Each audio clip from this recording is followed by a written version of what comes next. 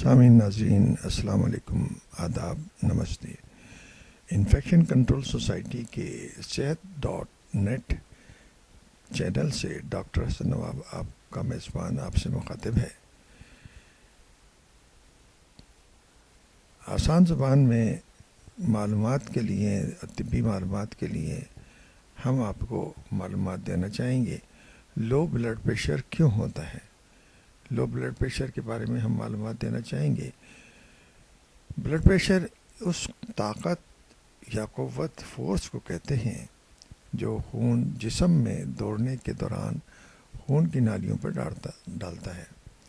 یہ صورتحال اس وقت پیش آتی ہے جب دل شریانوں میں خون پمپ کرنے کی کوشش کرتا ہے تاکہ جسم کے دیگر حصوں تک کی سرخ سیال پہنچ سکے۔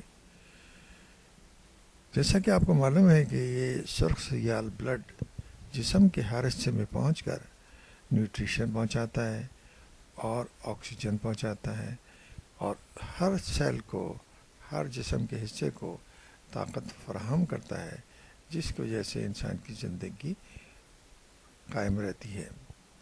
جس شرح اور رفتار سے دل شریانوں میں خون پمپ کرتا ہے اور شریانیں جس حساب سے اس کا جواب دیتی ہیں، یہی بلڈ پریشر کہلاتی ہے۔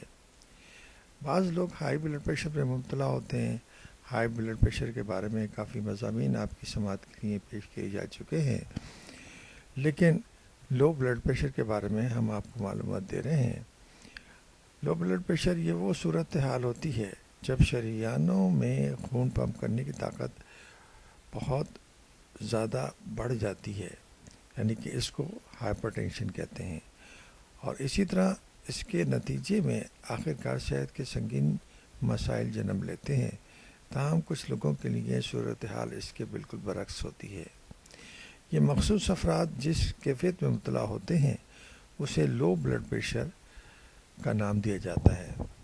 لو بلڈ پریشر کی صورت کے اندر مختلف مسائل پیدا ہو سکتے ہیں اور اس کے بارے میں ہم آپ کو معلومات دینا چاہیں گے تاکہ آپ کو اندازہ ہو سکے، اور آپ اگر یا آپ کی فیملی میں کوئی فرد لو بلڈ پریشر کا شکار ہے تو اس کے لیے ڈائگنوسس اور تحقیق کر کے اس کے علاج کی کوشش کرنی چاہیے تاکہ صحت مند زندگی برقرار رہ سکے۔